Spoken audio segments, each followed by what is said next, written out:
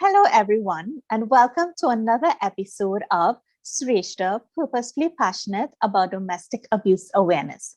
The intent of this series is to raise awareness in respect of mental and emotional abuse.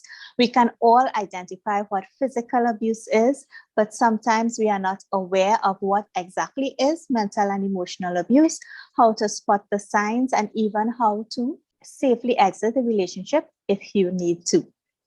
Today, however, we have a healing episode. So today I have one of my good friends, Yashi Carrington. You may remember her from episode 7 when we spoke about determining our self-worth. Yashi is a strategist with the Women's School. She actually runs masterclasses on self-worth, and she will tell you a little more about that. And she's also one of my Zumba friends and strong buddies. So welcome again, Yashi. Thank you so much for agreeing to share this space with us again. Tell us about your masterclasses with the Women's School and anything else you would like to share before we get started. No problem, Sreshtha. So thank you again for inviting me to be a part of this. I think it's just a wonderful initiative, and it's such a topic that we need to be discussing. So I really want to honor what you're doing here. And as you said, my name is Yashi, and I am a self-worth strategist with the Women's School. A little bit about the masterclass is that we really are trying to change culture one woman's worth at a time, because the founder of the school, January Donovan, realized that women's self-worth were in a crisis where women were feeling overwhelmed, frustrated, anxious, all those things, because there are so many demands and expectations of women, and we are not being given the skills to deal with those things. And there's so many things that we could go into about it, where it is we ourselves are faced with criticism, and then we are also very self-critical. So we do form these patterns in our brain where we feel like we're not enough, or we feel like we're not giving as much as we should, and we start comparing ourselves and competing on these things. And the masterclass is really aimed to help women become a little bit more self-aware of our actions, of our how things in our childhood and in our relationships may have shaped certain patterns, and how we can start changing that or rewiring it, and really starting to live in our fullest potential and to really give our full contribution to humanity.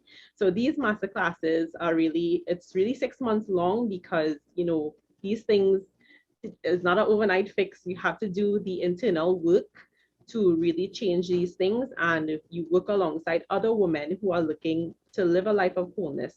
And of course, as the self-worth strategist, and because I've gone through the training myself, we talk about the lessons and talk about whatever topics that come up during the journey, and really try to help each other and build each other and grow from each other's perspective. So that's kind of it in a nutshell. And I'm also the mind behind the Mind of Yash platform. So that's kind of where it comes from. And it's one of the things that I really want to help women with.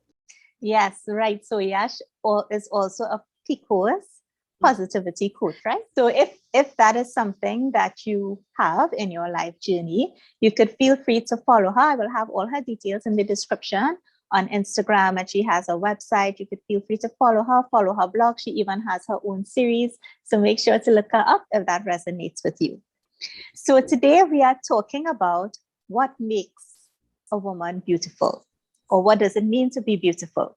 So Yash, tell us, what is really defined as beauty, first of all? Well, in the Women's School, we sort of have a definition for what it means to be beautiful. And we define it as an experience that helps persons be pointed towards something greater than themselves. And we really try to show women that your beauty doesn't come from what you do. It really comes from who you are and what you contribute to this world, to humanity. And I think sometimes we really do get caught up with the external things, which there is a part for the external things to play, like when it comes to your body, and when it comes to makeup and these other things.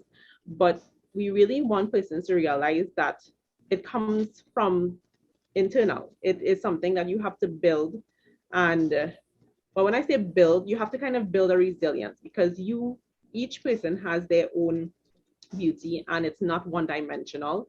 And it's really important for them to kind of realize that, because sometimes when throughout our experiences and throughout the noise that is around us and the way that media is made up and society is made up, we could really start going down a road where we don't feel beautiful, or we don't feel good enough, or we don't feel pretty, and all these things. So it's really important for each person to understand that we are all on this unique journey, and each person has to play a part in this system, in this life, in this world.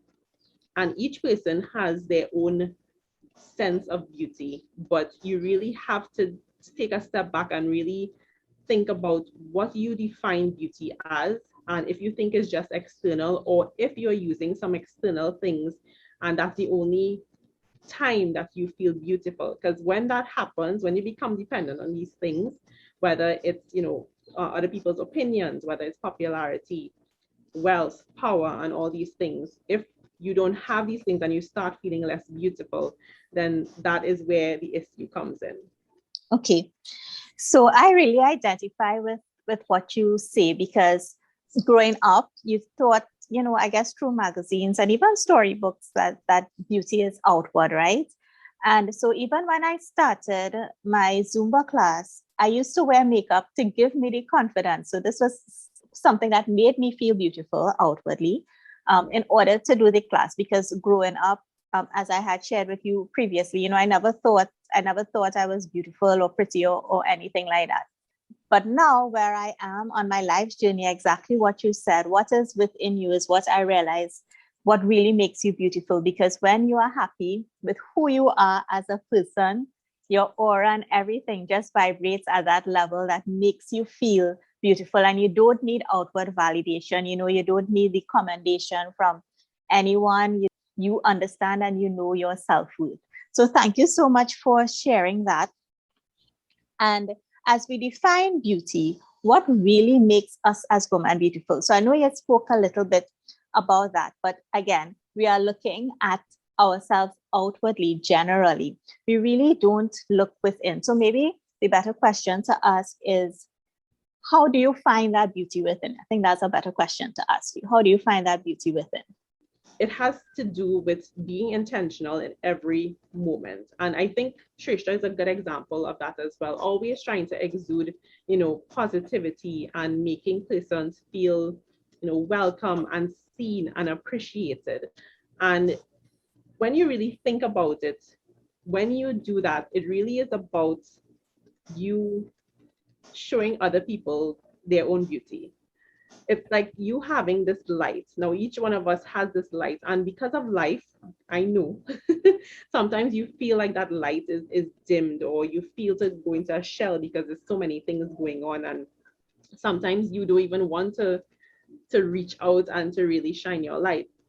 And sometimes when you think about those times, you might remember somebody who came into your life that helped you remember your light. And what they did is that they shown, is that the word?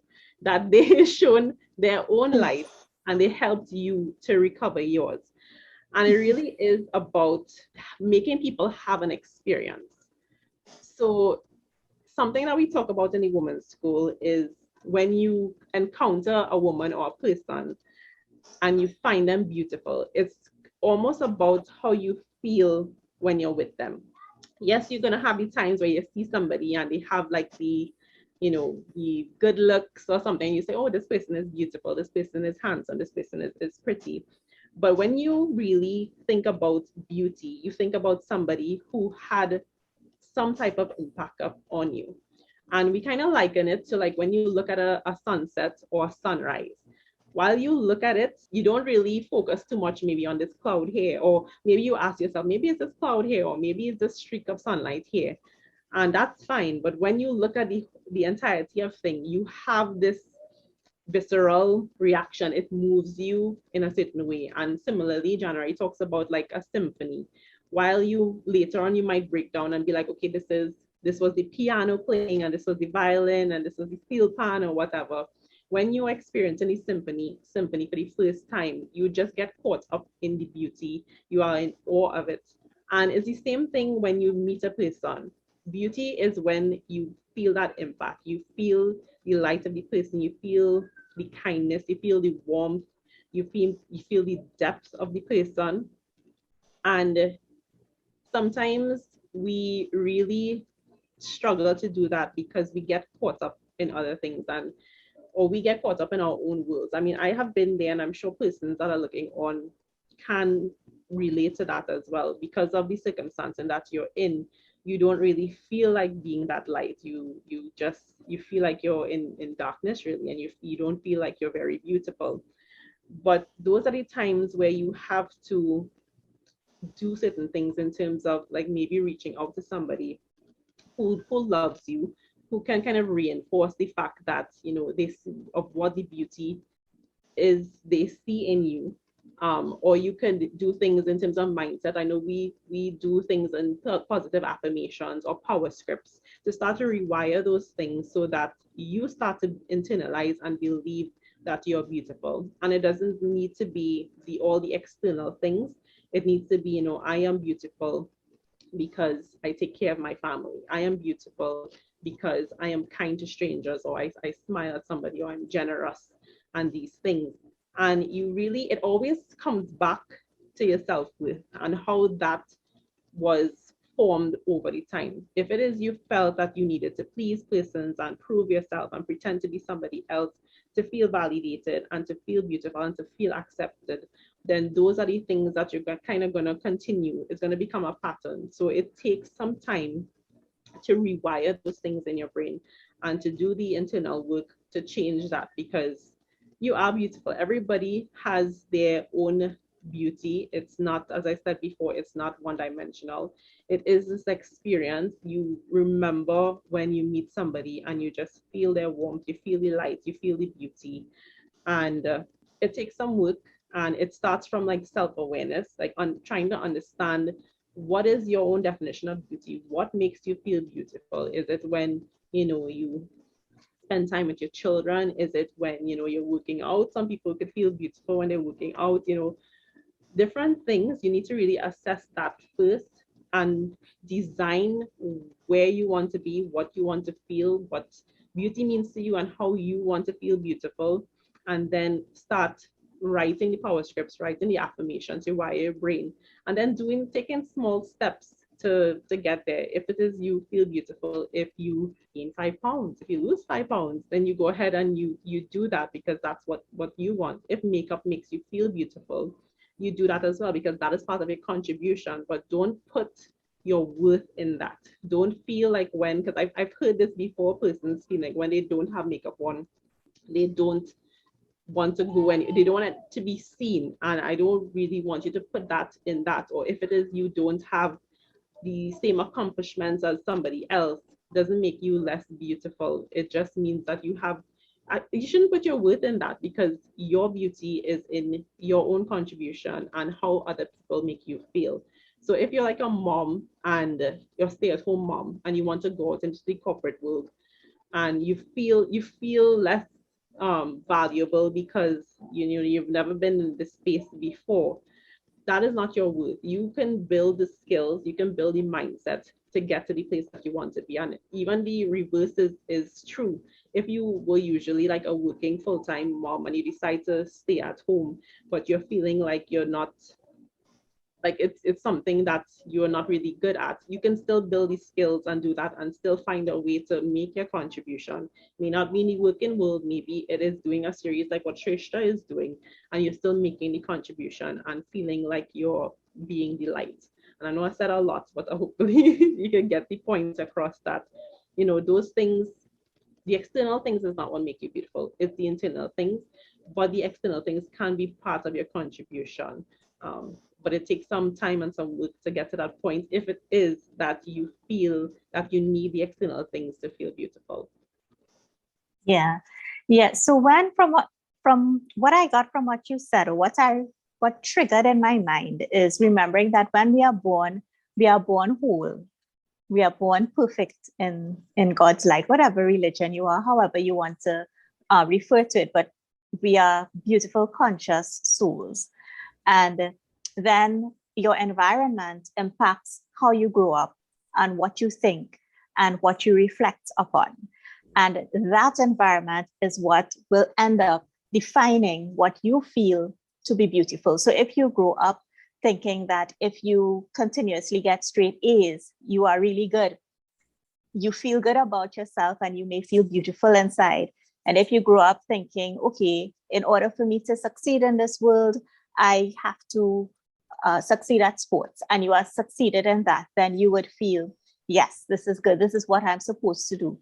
But the thing with life is that we are born into an environment, and then we get to that space where we get to define for ourselves what we want. And sometimes defining for ourselves means stripping away everything that we learned and looking for who we really are. Who do we really want to be? Because, growing up in our generation, everything is doctor and lawyer. But everybody cannot be a doctor and lawyer, and everybody is not passionate about that. And if you're not passionate about that, then don't be it. Look for the things that you want to be inside, the things that drive you. And if you come to my Zumba class, that drives me. I love doing Zumba. I don't do it for money. I just do it because it makes me happy. And I do feel, no matter what day I'm having, I do feel beautiful when I'm doing my Zumba classes. It is one of the happiest times in my day or my week. So I really understand and I resonate with what you are saying. And I hope the persons watching relate to what does it mean to find your life. Even one of the things you said before that I wanted to touch on as well was the term of confidence, right? Because that's always something that comes up when you talk about beauty, because sometimes people think beauty is confidence. And I think there is something to be said about that. There is a certain beauty about confident people. But I think sometimes we also have a misconception of confidence, and I had it too for a long time, where we think that, some people are born with confidence and other people are not. And that I found that to not be true. And we have a formula that we talk about when we talk about confidence, where we say confidence equals competence plus commitment or / consistency. And I really found that to be a formula that always stuck with me, because now I look at confidence in a different way. And the thing about confidence is that it's very attractive to people. So everybody wants to be confident. They want to exude that. They want to do that. But the question is, like, why do we all really want to be confident? And the reason really is that there is a sense of freedom when it comes to confidence. And that in itself is so beautiful when a woman or person gets to that point, because you feel a sense of freedom to just be yourself. And you have this sense of freedom that you don't have to show up perfectly. You can make mistakes and it's not going to take away from your beauty. And I think that's something we need to talk about a little bit more, that confidence does not mean perfection. Beauty does not mean perfection. It just means being free to be yourself. And even like when I say it, like I have an emotional response to it, because I remember feeling that I would never be at a point where I would feel confident. And the thing about confidence is that you don't have to be confident 24/7. It doesn't mean that. But, and you could have moments where you're confident in one thing. So like Sreshtha said, Zumba makes her feel happy and beautiful, but it also makes her feel confident, because, it's something that she loves. It's something that she's good at. She shines her light and other people enjoys it. Like that's how she contributes to persons. But there may be another area that you don't feel as confident in. So for instance, at one point in time, I didn't feel confident in driving at all. I was pretty scared to be on the road. And I never thought I would get there. I think even if my instructor sees me now, he'd be very surprised at how I drive now. But it took me building the competence in that area, taking the lessons, doing the regulations, taking the steps that you need to do to become a good driver, and then also being committed to doing it. Because there were many years that persons were telling me, you should get your driver's license, and and I never really took it on. When I was ready, I made the decision to do it, and then I stayed committed to doing it. And now I am a cautious and courteous driver. That's my motto. But anything, I still have areas that I need to work on my confidence in like taking care of a home properly, because well, we always talk about that because I was more focused on academics growing up and not really like homemaking. But now I'm trying to do that because you have to make a contribution to your environment as well. But I think it's so important to talk about the beautiful side of confidence and the fact that you can build it. It's not something that somebody is born with. And while each one of us are born with worth, we are all worthy when we're born, and we are all, born with beauty in different ways, but we forget it along the way. We can still rebuild it. We can build our confidence, we can rebuild our beauty and well, our sense of beauty.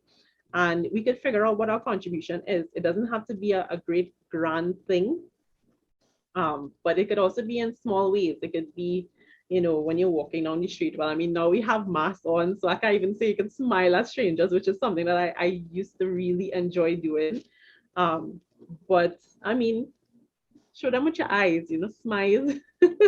Any little thing that's the every micro moment that you could shine your light and you could make somebody feel better, feel happier, and see that light is a beautiful moment. And sometimes I think we really take those moments for granted because we really can be intentional every moment to be beautiful. Yes, I love that. Every micro moment. I love that. Make use of every micro moment. And even as you're speaking about confidence, I do think there is a misconception in respect of confidence, just as how before there was a misconception in respect of successful management and successful leaders. And that is changing now, where you are seeing a lot of articles on the importance of empathy and emotional intelligence in leaders. The same thing relates to confidence, because a lot of people will hear me speak and tell me I'm not confident because they are looking for somebody who speaks loudly and speaks firmly, which I don't speak normally. I speak quietly because I'm not a loud person. That's just who I am. It does not mean I'm not confident in what I'm saying. But the person on the other end, if their perception of confidence is loud and firm, they're going to interpret me as not confident. And depending on what it is, that is nothing further from the truth. There are things I'm not confident in, like growing plants, which are all dead outside right now, because I have to build the skill set to understand the plan. So as you spoke about building the skill set and building your confidence, to me, confidence is just that, building the skills to do what it is you want so that you are able to action it successfully, and in actioning it successfully, that builds your confidence to do it more and more. So I'm glad you brought up that point, because that is something that has affected me mentally, my own self personally, when people comment, that people who don't know me and just hear me on the phone now because of COVID, and they comment and say, well, you sound so confident when I was presenting on this series, you sound so confident now. But before I would say things, but I wouldn't speak loudly and firmly, and it's misinterpreted. So I'm glad that you brought that up. Finding confidence has nothing to do with a certain personality type. It is within you, just like your beauty. Yeah. So before we end, Yash, I just want to ask you, if someone is looking at this and they're still thinking, but how do I find my beauty? I feel so down. I feel worthless. I feel there's nothing I could give. I'm in this situation that is really, really difficult, and I want to leave, but persons in these situations that we talk about have difficulty leaving because of that intimate tie to the partner. So if someone looking at this with truly their beauty eroded, what would you tell them to do in order to find and grow that beauty within them? Yeah, I think that's such a tough situation to be in, because a lot of times when you're in those situations, the person who is perpetrating, or the noise that I mentioned before that you have, will have an effect on your mental. There's no ifs, ands, or buts about it, because that's what you're hearing every day. So it's going to take some inner work, and it's going to take you really showing up in some courage. And it first starts with you being very mindful of the definitions that you're making for yourself. and really challenging the thoughts that you're having. So if you have a thought that, you're trying your best and somebody is still not appreciating it, and they start to tell you things that kind of degrade you, I want you to challenge that thought. Think about it and really be like, well, this is not a true statement, and really think that it's coming from somebody who is wounded themselves, and it's not what you are, and the efforts you're making. And I know, like, I'm saying it, and I know that is still going to be a challenging thing, because I know for myself that it takes time, and it almost takes like you having that light bulb moment, or you having that motivating moment that makes you start to want to change, to start to make the commitment to change. And for me in my life, a lot of changes happened when I had my daughter, because my why changed, my motivation changed. And I think in a lot of these stories that I hear on the series that Sreshtha had, the persons always tend to have something that clicks off in them, where they decide it's like, this is enough. And hopefully that you can have that, and it's not too much in a place where it's in a safe space, and that you could come out of it safely. But intentionally start telling yourself the good things, the positive affirmations about yourself, even if you don't believe it. Trust me about this, because last year I started doing that. I started writing the things that I wanted to be. It's like I wanted to manage my mind properly. I wanted to not be an anxious person. I think I said it nicer than that, but that was the gist of it. I wanted to be a confident person. I wanted to not give up when things get hard. Start writing it down, and then repeating it to yourself. Record it if you can, and replay it for yourself, and repeat it every day for as long as you can. And your brain starts to change. And I have experienced that myself. And then you reach a point where you start doing things that you didn't even realize. Like you just started feeling more courageous. You started feeling more confident. You started putting yourself out there. And I know these situations I may not understand in entirety, but I do think there's something so strong about that, using the words and not taking whatever is being said to you and internalizing it and feeling like it becomes a belief system in you. Really challenge those things and start rewiring the mindset, and start taking these small steps that you need to do to get out of the situation, or to start feeling good about yourself again. And even look at your why. If you have children, let that be your why. If this is not the life you want for yourself, and you want to be in a better place, you want to make your contribution freely, you want to be free and free to be yourself, use those things to motivate you to stay committed. Go these 7 layers deep, that exercise where it's like, you ask yourself the next question. It's like, why do I want to be out of the situation? And the answer to that, well, why do I want to do this? Go these 7 layers deep to help you emotionalize and motivate yourself out of it. But I think start with that, and you will start seeing changes. And then all the other advice that Sreshtha put together here, please use that as well, because I know it's coming from people who are experts and who understand the situation and who can give you these steps to come out of it. Wow, thank you so much, Yash. So 2 things I want to say. So let me say this thing first. So Yash said she wasn't confident last year. Since then, Yash has done 2 PICO series. Well, she's on her second one now. She has done also a PICO summit. She hosts rooms on Clubhouse. So if she wasn't confident, there's no question that she's confident now. So you know what she's talking about works. And the second thing I want to say, Yash, is what you're really talking about is changing your mindset from victim to survivor. So when someone tells you something that is negative or unworthy or untrue about yourself, and you believe it, that is really when you're in victim mode. And when you challenge, you don't necessarily have to tell them anything, but when someone says something to you and you say, no, that's not true, because if that was true in your mind, you don't have to voice it. But if that was true, I wouldn't be doing this, I wouldn't be doing that. So that is actually changing your mindset from victim to survivor. And exactly what Yash said, if you believe that you are not, let's just start with beautiful. If you believe you are not beautiful, every time your partner, if that is something your partner is saying to you, nobody will want you. Who gonna want a woman with 3 kids? Every time he says that to you, you write it down. I am beautiful. I am worthy. I am good by myself, because you don't need, we grew up with this conception that you have to get married. You don't have to have a partner. It is not something that you have to do to live your life.